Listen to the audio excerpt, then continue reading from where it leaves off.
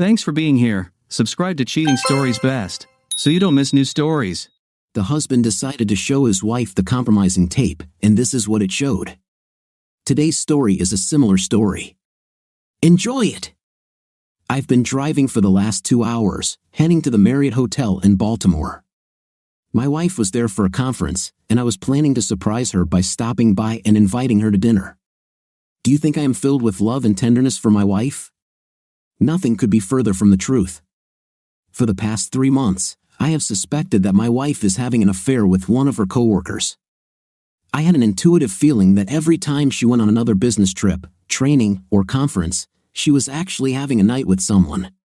So tonight, I was going to catch her in the act and end this once and for all. A little background. My wife Megan and I have been married for 14 years and have 2 wonderful children, 12-year-old Sarah and 10-year-old Todd. Before today's meeting, I dropped them off at my mom's house. Megan and I got married right after high school.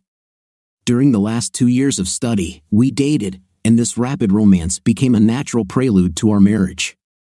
Young Megan was a spectacular girl.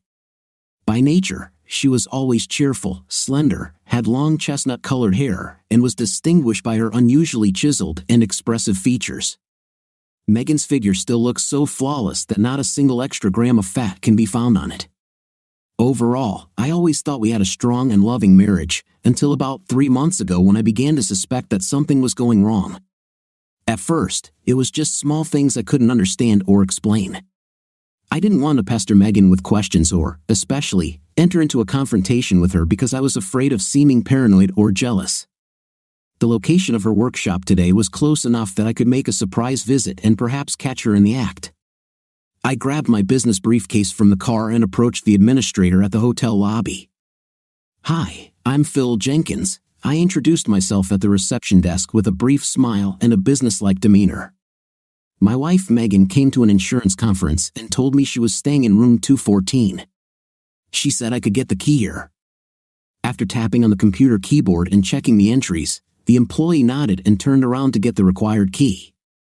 "Can I see your ID, please?" he asked before handing it to me. "No problem, it's good you asked," I replied, taking out and showing my driver's license. With the key now in my possession, I felt nervous as I walked to the elevator. A variety of thoughts raced chaotically in my head. What will I do when I catch her? What will I say to both of them? Should I knock or just burst in? What if, in addition to the lock, the door is secured with a chain? Damn, what if Megan is alone in there? Will she even be in the room? As I came out of the elevator and walked along the corridor, I decided to simply insert the key into the lock and try to open the door. I tried to be as quiet as possible, moving the key in the lock millimeter by millimeter and barely audibly unlocking the door. I carefully opened it to find Megan sitting half-turned to me at the table with her open briefcase, doing paperwork. Apparently sensing something, she sharply turned around, jumped up in her chair, and gasped in surprise, pressing her hands to her chest. "Damn it, Phil, you scared me to death." "What the hell are you doing here?" she exclaimed, her fear mixed with irritation. "Hi, dear. I had a little free time and decided to drop in and invite you to dinner," I said automatically, giving the basic reason for my unexpected visit. "Well, you're staying the night, aren't you?" "I could use a little company," Megan said, having recovered from her shock.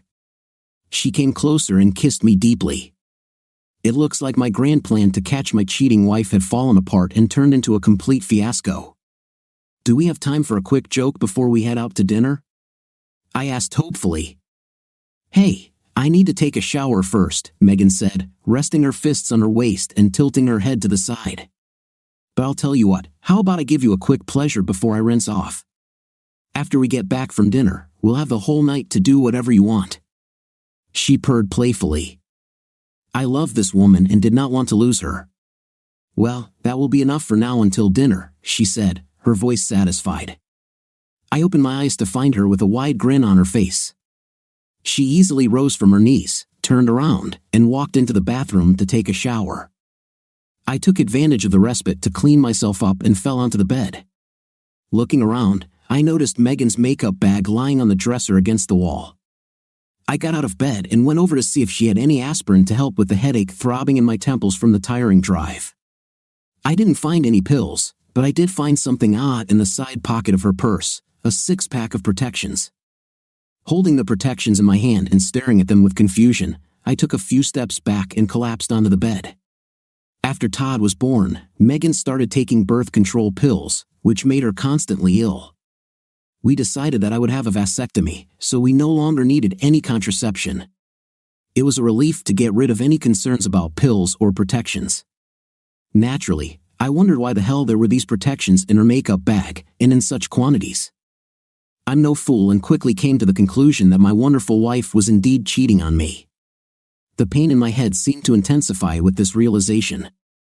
I didn't immediately know what to do with this knowledge, but one sensible thought did come to me. After rummaging around a little more in Megan's surprisingly well-stocked purse, I found a couple of safety pins she kept for emergencies with her clothes. Taking one of the pins, I carefully made almost invisible holes in the middle of each package of protections and then put the pins and protections back where I found them. Megan was still in the shower, seemingly humming over the sound of the water, so I took out my cell phone and called a friend of mine, Freddie. "Hey, Freddie, this is Phil." "Hi, Phil. What's up?" "I need a favor. Wait about an hour and then call me on my mobile, saying that a pipe burst at school and they need me as soon as possible. All you need to do is make the call. I'll handle everything else." "Got it, buddy. Thanks. I'll call you around 7. See you." After hanging up, I thought some more and decided I didn't really want to spend the night with Megan. I already felt regret for what we had done just a few minutes ago and didn't want to add anything more intimate to it. On the way home, I could carefully consider my situation and next steps. I knew I had to do something, but at that moment, I couldn't think of what. When Megan finally got out of the shower, the main thing for me was to restrain myself and avoid starting a confrontation right in the room. This was a difficult task because I was boiling inside, and all I wanted was to inflict the same pain on her that she had inflicted on me. Frankly speaking, I am not a cruel person. I rarely lose my composure and try to stay calm. After careful thought, I decided it would be better if I didn't let her know I was aware of her infidelity, at least for now. By the time we got to the hotel restaurant, I was completely crushed by her betrayal. "Order what you want, dear. I can pay for everything," I suggested as casually as I could. "Well, I'm not that hungry," she said vaguely, studying the menu. "I think I'll just have a small fillet." "That sounds good to me too," I agreed. "How about adding a bottle of rose wine to your order?" After the waiter took our order, I couldn't resist probing a little. I asked a couple of questions that seemed completely innocent. "Megan, are you happy with the way our marriage is going?" I began, playing with the fork and knife with my fingertips. "Of course," she answered confidently. "I have a wonderful home, 2 wonderful children, and a loving husband. What more could I ask for?" "Oh, I don't know," I said, trying to keep my tone light. "I sometimes wonder if I'm doing everything I can to make you happy. I'm so lucky to have such an amazing wife. Sometimes I have to pinch myself to believe it's true." "Oh, you silly thing," Megan said with a hint of tenderness in her voice. "So that's why you came all this way to see me? Well, honey, I don't think you have anything to worry about. I am absolutely happy and satisfied. And you, for your part, are doing everything right. A woman couldn't wish for a better husband than you," Megan said. The waiter brought our orders, and Megan and I spent the entire dinner making small talk about trivial matters. Just as the plates were being cleared away, my cell phone rang, the call I had been waiting for. After apologizing to Megan, I walked out of the dining room and into the lobby to avoid disturbing the other patrons. Pressing the phone to my ear, I waited a few minutes and then returned. It was Freddie. "There was a water pipe break at school," I told Megan, who looked at me questioningly. "I need to get back there as soon as possible. Sorry, but I have to cancel our night together." A look of disappointment crossed Megan's face, but at that moment, I couldn't tell if it was genuine. Regardless, her immediate future didn't depend on whether I stayed or left. In any case, she would answer for betraying my trust. As we entered the elevator, Kirk Langford was just getting out. He was a business partner Megan always seemed to travel with. "Oh, hi Megan," he hesitated. "I went to your room to see if you wanted to have dinner, but no one answered my knock. Now I understand why. He extended his hand to me. I'm Kirk Langford. You must be Phil. Megan talks about you all the time. Phil came to stay with me for the night, Megan explained. But an emergency arose, and he has to return. Looks like I'll have to sleep alone again tonight, she sighed, casually complaining. It was not easy to shake hands with this colleague of my wife's while putting on a sweet smile. During the ride up in the elevator, I had to bring up the topic that had been bothering me. Megan, I would really like you to leave your job. I would feel safer if you didn't work with Kirk. We've discussed this before, and it's important to me. Megan, I already told you that I'm not going to quit my job, she replied, her voice tinged with displeasure. I love what I do, and I learn a lot from Kirk. What you really need to do is get over your paranoia about me and Kirk. We completed the journey to the room in silence. I gathered my unpacked bags, and after a quick, careless kiss, I went home. The entire way back, I couldn't stop thinking that Kirk would definitely stop by Megan's room right after dinner. I didn't even want to imagine what they would do next, given the anger overwhelming me. By the time I got home, I felt exhausted, mentally drained, and my head hurt almost worse than before. By evening, I had begun to hate my wife for what she had done to me. How I wished I could be one of those resourceful people who come up with clever ways to catch a cheating spouse. But I felt stunned and powerless. I couldn't even come up with a plausible reason not to have an intim with her. What I really wanted was a divorce, and the sooner the better, but I lacked strong enough evidence to present to her, let alone in court. I felt defeated, knowing my wife was cheating on me but being powerless to do anything about it. I wasn't going to tolerate it, but I needed external help. Megan returned home 2 days later, beaming with a happy smile, like a schoolgirl who had received straight A's.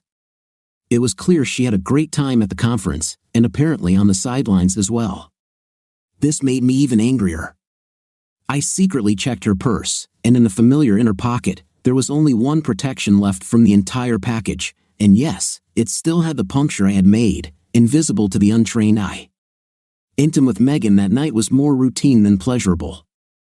On Saturday, there was a traditional picnic for the insurance company Globus Insurance, where Megan worked. At least the kids had something to do. As for me, I was not looking forward to the day. I couldn't help but think that some people in the company might know what was going on, and to some extent, I felt like a cuckold. It was a very uncomfortable and unpleasant feeling. My imagination painted pictures of people around me casting grinning glances and exchanging meaningful looks. It's quite possible that none of this actually happened, but I still tried to keep a low profile to avoid becoming the butt of crude jokes. Of course, you could say I was a little paranoid, but I couldn't help it. Unlike me, Megan really enjoyed herself with everyone invited, especially Kirk. They didn't show their affection publicly, but they were definitely quite friendly with each other. Both of them ignored me, but at that moment, that suited me just fine. Hi, I'm Janet Langford, and you must be Phil Jenkins, a female voice suddenly said from behind and to the side. I turned around and was stunned. Until that moment, I thought my wife looked great, but Janet Langford was the epitome of a flamboyant pin-up beauty straight out of a magazine spread. Her head was adorned with long brown hair, and her large blue eyes were magnetic. Janet's figure was striking in its ideal proportions, even despite her small stature. The million-dollar question was, why would Kirk Langford cheat on such a beauty?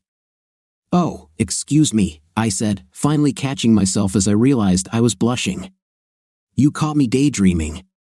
Hello, yes, I'm Phil. Nice to meet you. Can we go somewhere and talk? Preferably somewhere without children or noisy people around. Janet asked, throwing a concerned look towards the lively crowd. Of course, let's take a walk along the lake, I readily suggested. Looks like no one here will miss me. Fine by me, she responded casually, waving her hand. About 100 meters from the picnic clearing, in relative solitude, there were several nice benches offering a picturesque view of the lake. We settled on one of them. I'm all ears. What would you like to talk about? I asked, breaking the brief silence. Janet seemed at a loss and hesitated before answering. You see, this is difficult for me. I don't know how best to tell you, she corrected herself. Let's just say this is a very sensitive topic. At that moment, I realized that she was talking about the affair. I decided to make it easier for her. You mean the affair between Kirk and my wife? I directly voiced the issue. Janet seemed visibly relieved and shared her own information with me. I've known about this for about 2 months, she said. I'm preparing to file for divorce, but I need a little help. I hired a detective to get me evidence of his infidelity, but my lawyer said I'd have a much better chance of winning the case if Megan agreed to testify or at least sign a notarized statement confirming their intimate relationship. What do you mean by evidence? I asked, seeking clarification. I have photographs and recordings of telephone conversations. The detective hasn't been able to obtain any video footage yet, but the photographs are pretty good as evidence. Additionally, I have a list of dates and times of their meetings. At the last word, she curled her beautiful, sensual lips with disgust. I can try to help, I offered, relieved not to be fighting this alone. I'm not sure how exactly yet, but I'll try to work on it. Do you think your lawyer could help me with my divorce papers using some of the evidence you've collected?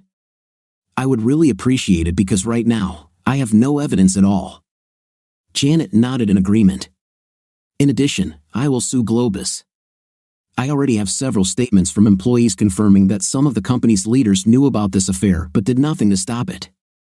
My lawyer will give these bigwigs a choice, fire them both or face $1 million lawsuit. Wow, I whistled, admiring her determination. I'm certainly impressed. Tomorrow morning, Kirk is playing golf. Can you come to my house around noon? She asked, fixing her piercing blue eyes on me. How could I refuse such an offer? I replied. He won't be there until late evening. I'll show you what I have, and together we can decide on our future strategy. I live at 206 Hemlock Avenue in Crestmont.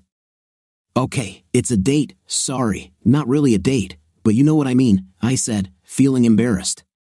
Janet just smiled, gave me a friendly slap on the hand, and we both laughed. I felt more comfortable than ever next to this stunningly beautiful woman. Having agreed to meet, we walked back to the picnic area. As I said, no one missed us during our absence, but now I felt much better. Maybe this whole mess in my life would end soon. At least, I really hoped so. As expected, the next morning Megan announced that she needed to do some shopping and would be gone for a couple of hours. After she left, I dropped the kids off at my mom's and headed to Crestmont. Janet met me at the door, and we went into the home office. There was a beautiful leather sofa, and on the table in front of it was a large computer monitor. The screen showed an image of an empty motel room. She motioned for me to sit down. I have beer, soda, and wine. What would you like? She asked as I settled on the sofa. Regular soda will do, or Pepsi if you have it, I replied. When she returned with a cold can and handed me the soda, I thanked her. So, Janet, would you be so kind as to tell me what's going on? Well, in a few minutes, we'll see how my dear husband plays golf, live and in the most colorful format, she answered, her voice full of caustic sarcasm. I'm amazed. How the hell did you do this? I asked, opening my soda. It cost me $1,400 to put this together, Janet said with a grin. I really hope it was worth it. However, the money I spent was debited from Kirk's card, and he doesn't even know about it. Janet grinned and then continued, I expect this will last about 2 hours, so make yourself comfortable. She suggested, besides drinks, I also have popcorn and nachos to help pass the time. By the way, I'll receive a DVD of the entire session and would be happy to share a copy with you. In fact, I don't really want to watch this spectacle. I winced sourly, but on the other hand, I wouldn't miss it for anything in the world. Strange, right? Okay, let the show begin. For the next 20 minutes, while nothing interesting was happening on the screen, Janet and I chatted a bit. She showed me the information she had collected about the affair, and I was truly amazed by the number of photographs, videos, and documents she had. At the same time, I was mentally crushed because now I knew exactly when and how Megan was seeing Kirk. I was surprised to learn that the Langfords had 3 large koi ponds in their backyard.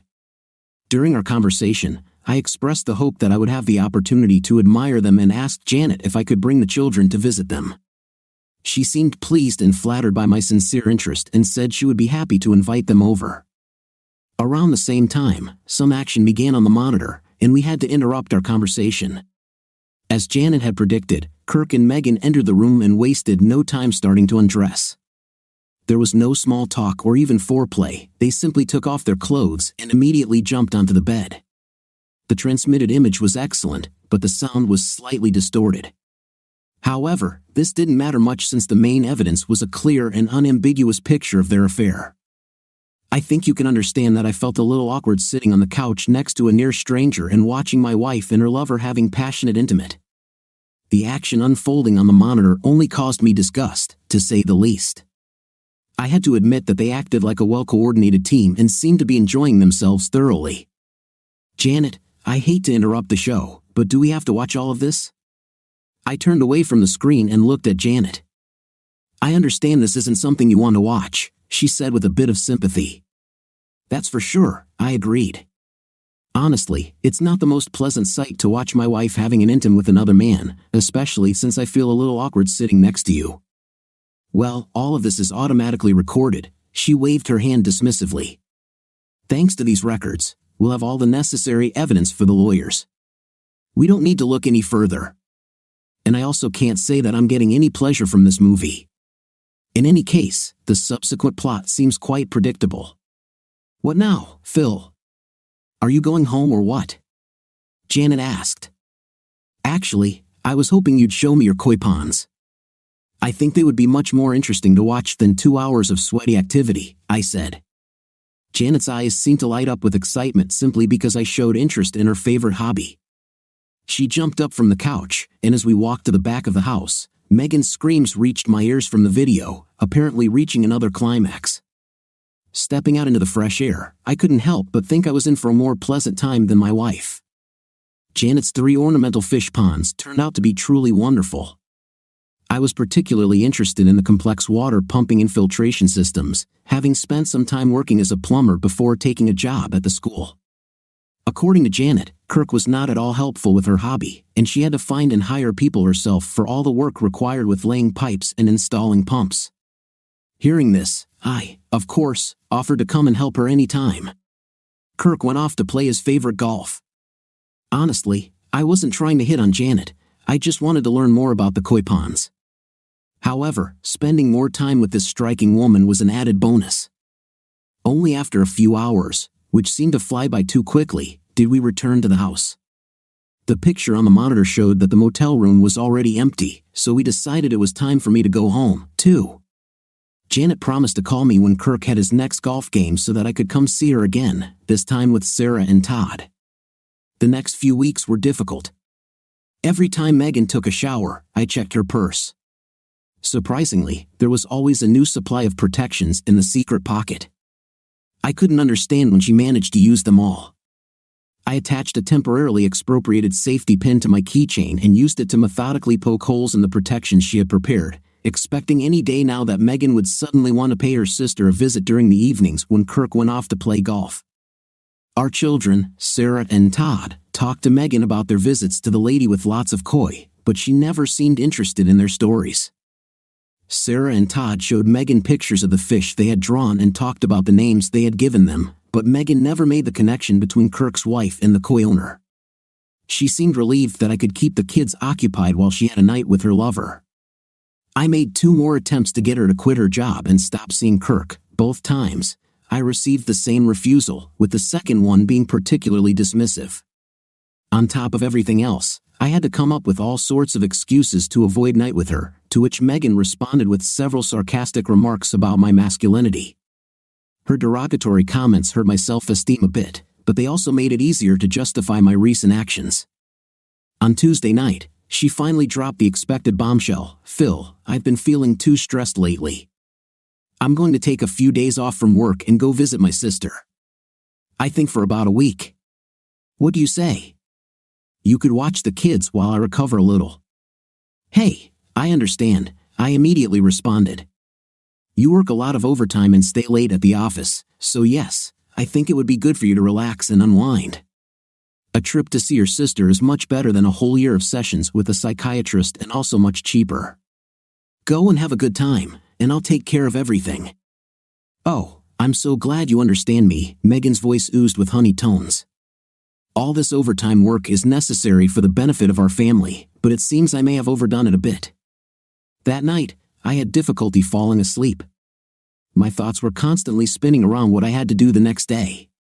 What I was really excited about was that it was finally time to act. Megan's sister, Nancy, and her husband, Brad, lived about 3 hours away from us. Brad was a good guy, but completely henpecked. If Nancy said jump, Brad would have jumped without thinking. The most interesting thing was that in the city where they lived, there were 2 clinics that provided abortions. I was prepared for this and already had the names, addresses, and opening hours of both clinics. I even read the terms of service required by each clinic. In both clinics, a 2-day preparation period was required before an abortion for examinations and various tests. This meant that the earliest Megan could book an appointment for the procedure was Friday, assuming her first appointment was on Wednesday. I decided that Megan would try to get everything done as quickly as possible so that she would have a few days to recover before returning home. Thus, I had a day and a half left to plan my own actions. No problem. After Megan left to rest and recuperate, I began arranging my own affairs. I had to explain to my parents what was happening. It was hard to admit that my marriage had failed, but my mom and dad understood and supported me. The kids were happy to stay with them, and Dad's pickup truck would come in handy for transporting Megan's things. I called my lawyer, who said that he had already prepared all the necessary documents, so I could pick them up on Thursday morning. Janet's paperwork was also fully prepared, and she arranged for Kirk to be served with divorce papers at the same time Megan received hers. The only problem with my plan was that I felt I had to give Megan one last chance to make things right, though I didn't hold much hope for this. For the rest of the day, Dad and I were busy gathering and packing Megan's things. On Thursday morning, after 3 hours of driving, I arrived at the first clinic. It turned out to be closed. There was only one left, called the Family Planning Center. I approached the receptionist, putting on the most confident look I could muster. "Good morning. My name is Phil Jenkins. My wife Megan said I had to come and sign a consent form." "What form is this?" The lady looked at me blankly. "Sorry, I don't know the exact name, but as far as I can tell, it's a form that says I understand everything that's going on with my wife. I agree with it, and I won't sue or something like that," I explained. "Wait a minute." The lady ran her fingers over the computer keyboard and then stared at the monitor. "Yes, it was Megan Jenkins, right?" "Yes, exactly. Do you need my ID or something else?" I asked, radiating readiness to claim my rights.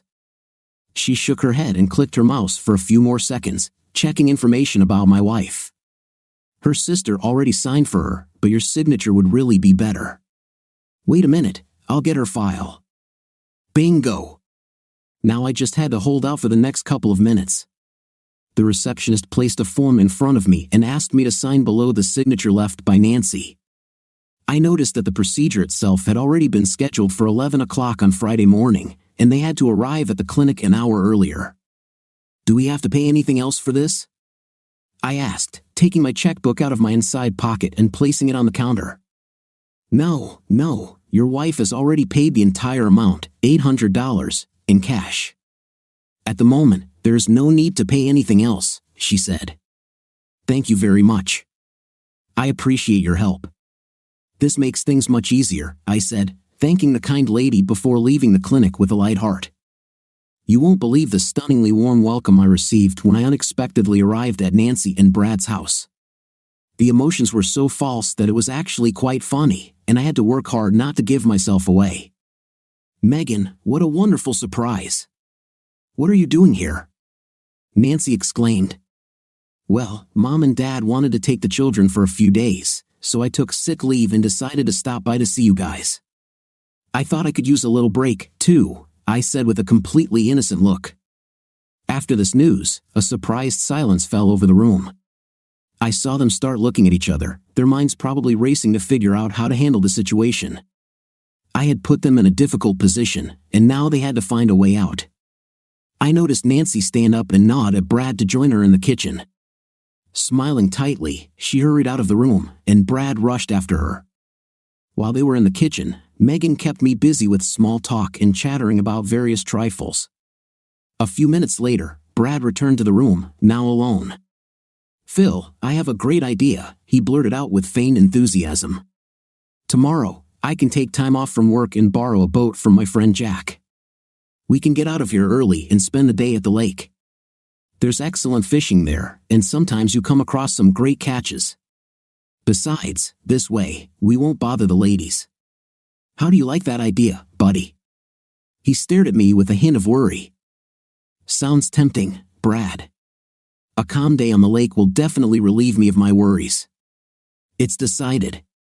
By the way, find out if Jack can come with us," I said. "Okay, fine. I'll arrange everything," Brad promised, pleased to have successfully completed his task from Nancy.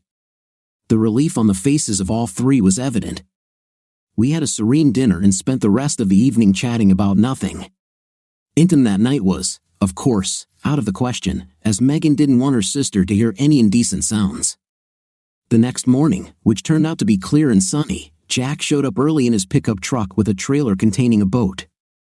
Brad was preparing lunch in the kitchen, filling his thermal bag with beer. We chatted a bit while loading the car and boat with provisions and fishing gear. "Why are you stuck there?"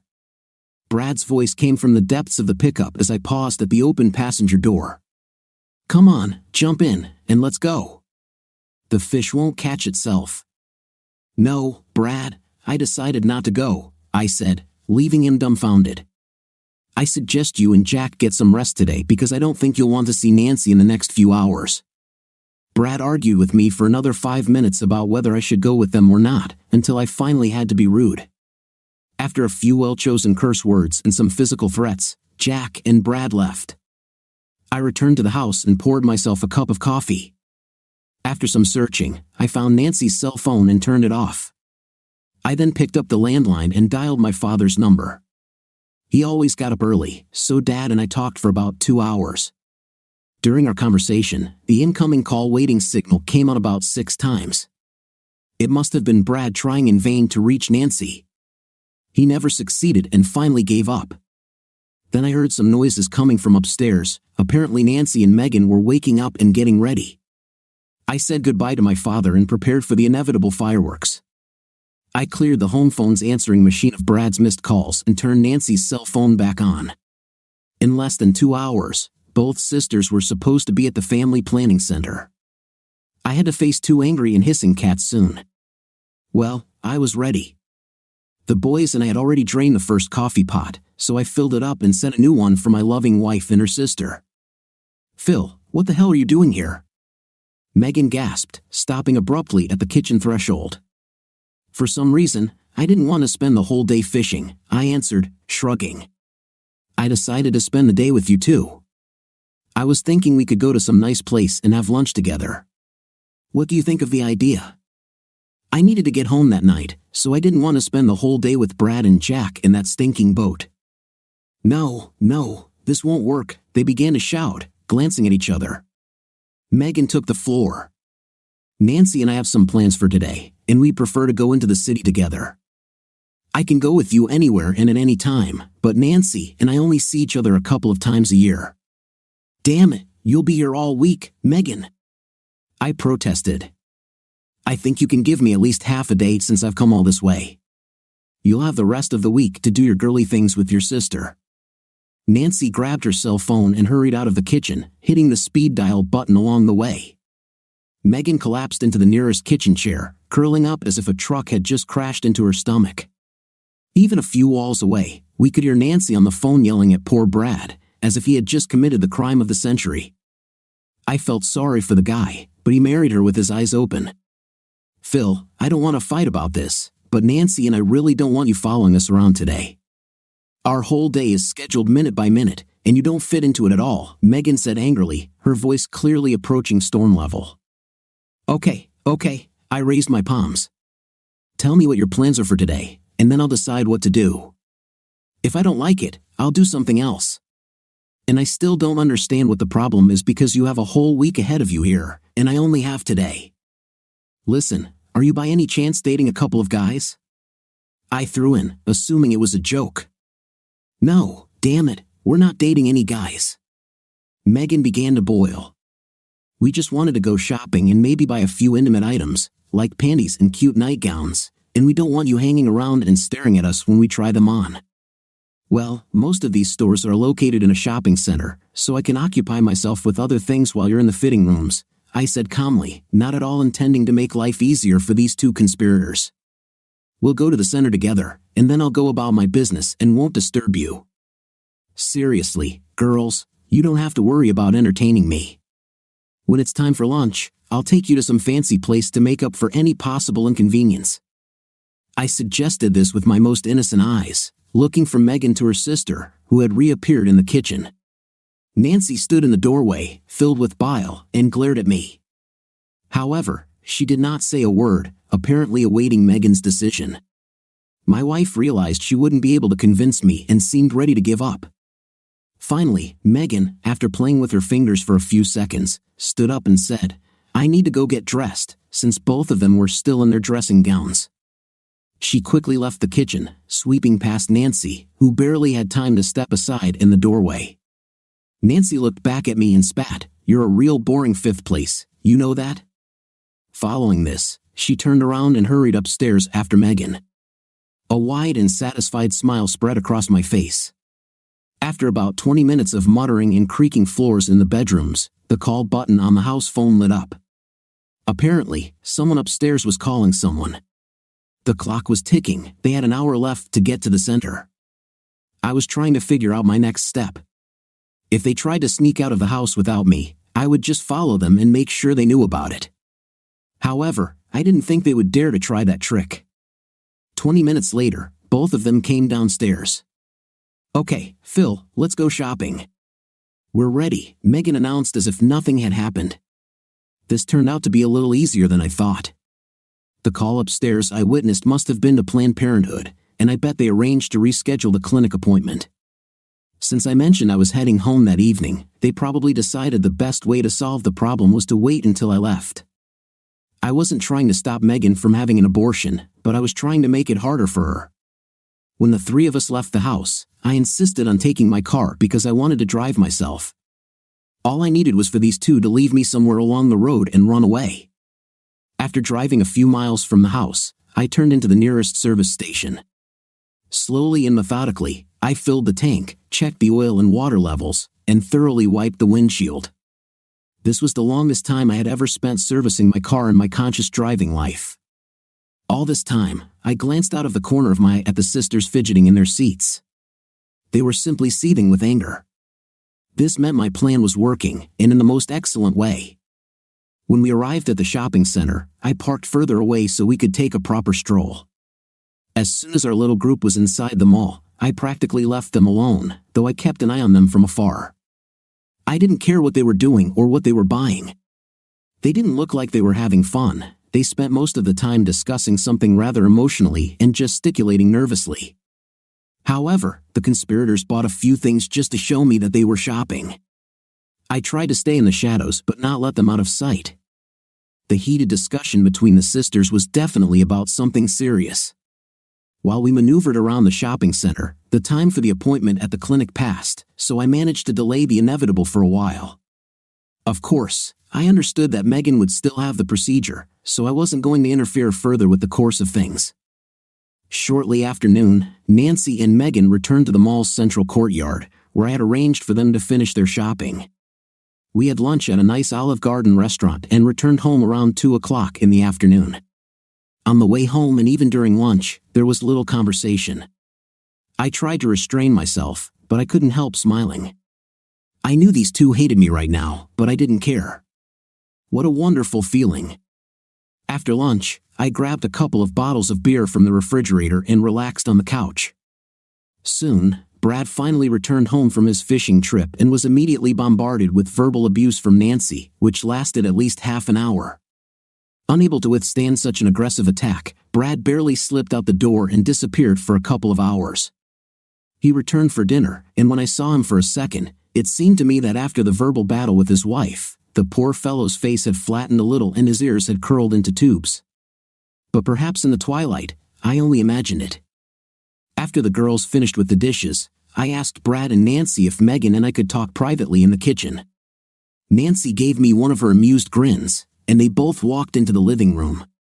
It was clear from Megan's appearance that she was still upset about what had happened that day, and in her state, it would be difficult for me to find common ground with her.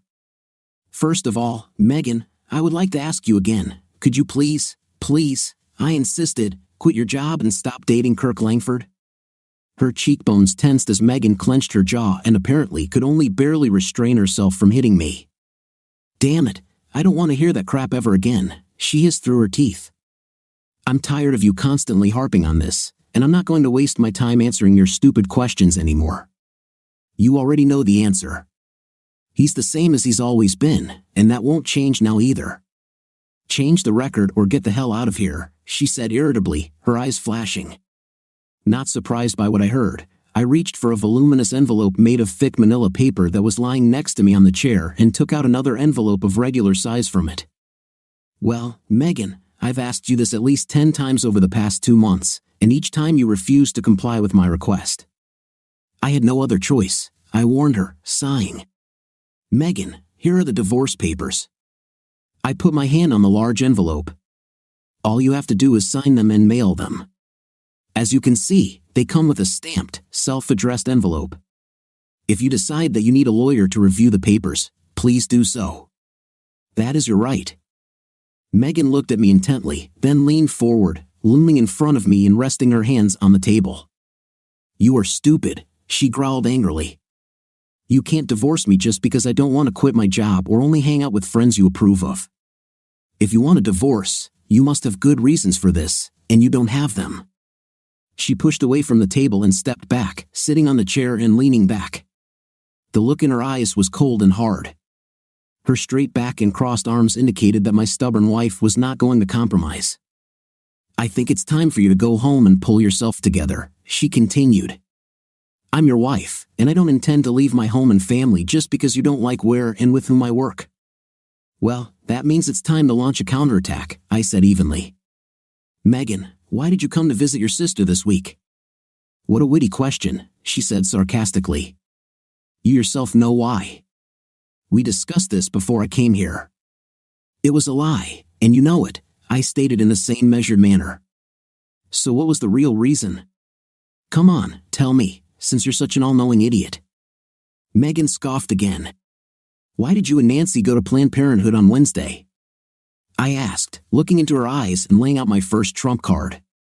The kitchen suddenly became very quiet.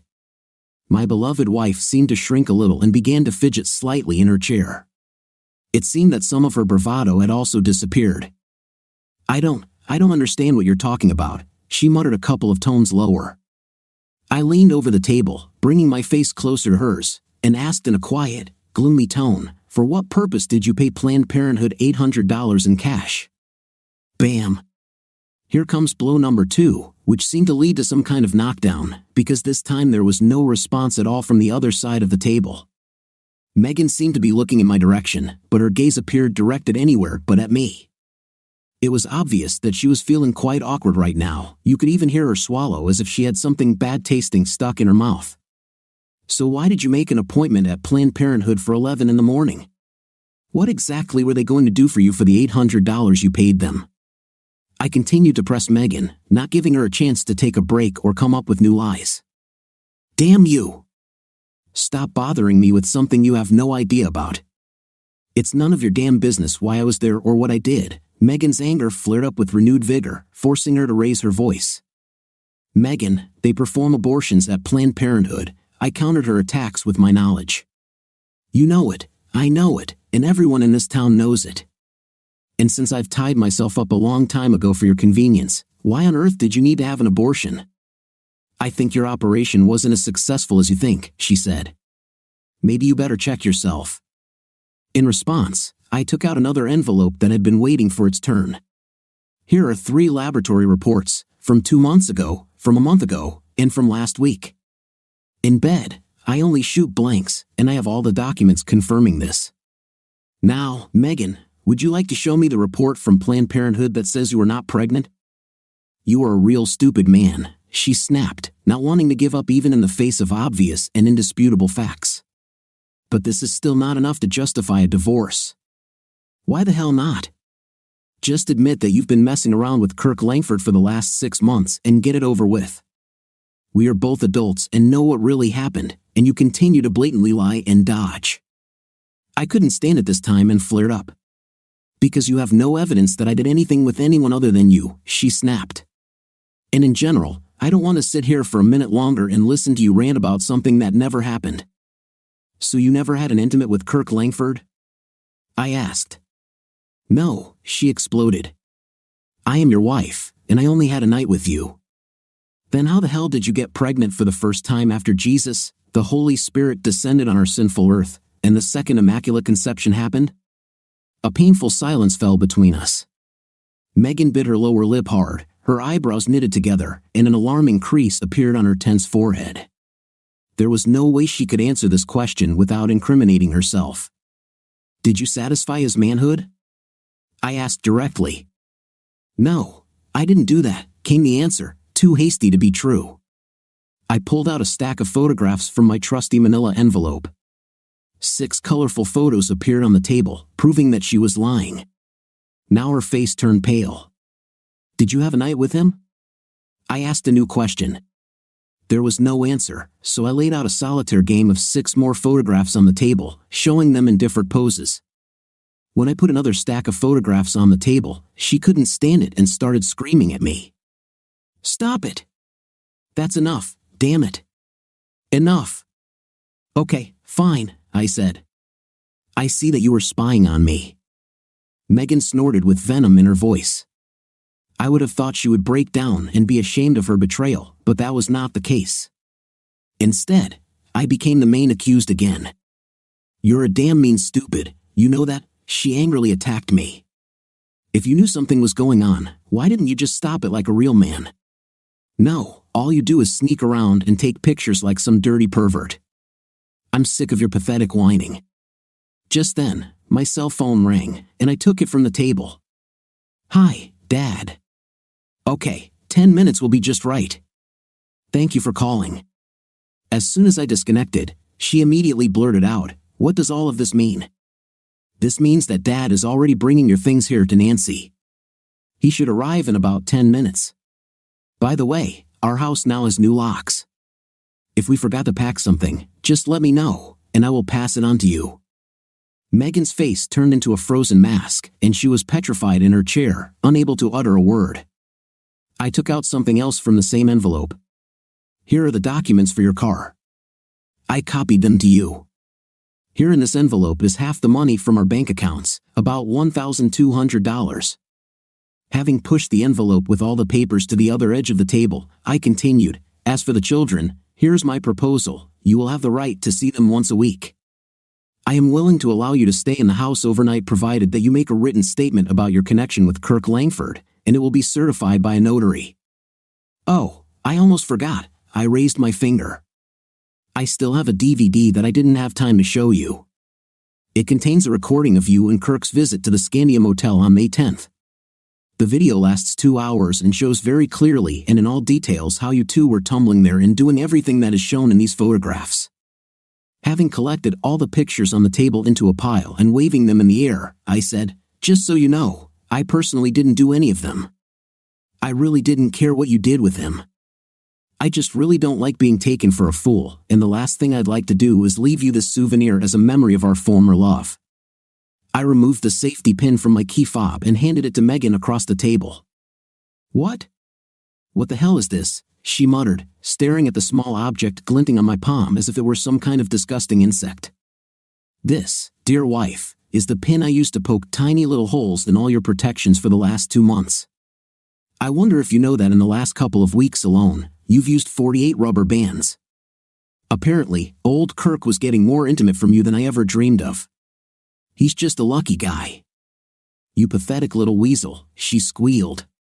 This is the most disgusting thing I've ever heard. You really are a dirty idiot.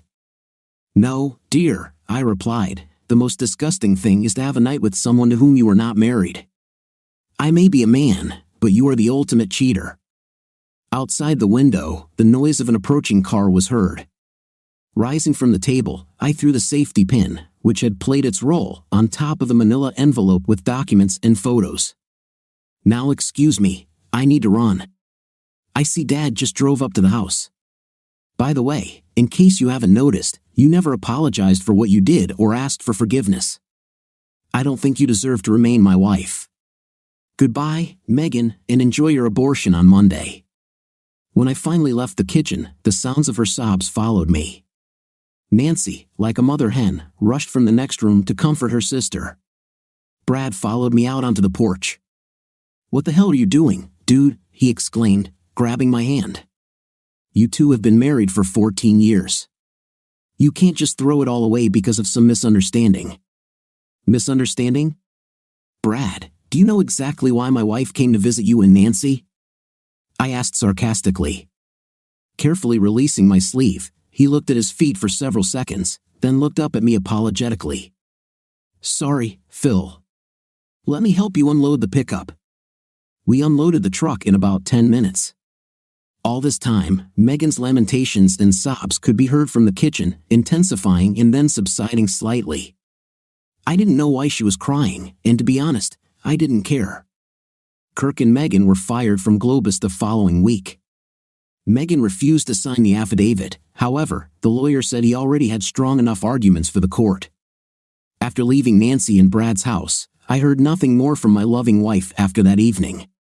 She didn't even show up to visit the children, who didn't seem to mind or miss her too much as they had developed a good connection with Janet.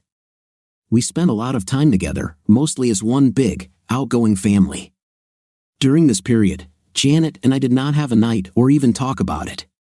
We weren't going to do anything that would jeopardize our divorces. The kids and I learned a lot about Koi and had a great time watching them.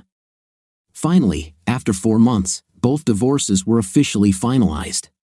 Megan never fought the inevitable, but Kirk went down kicking and screaming. He lost his home, all his financial investments, and ended up paying large monthly alimony payments.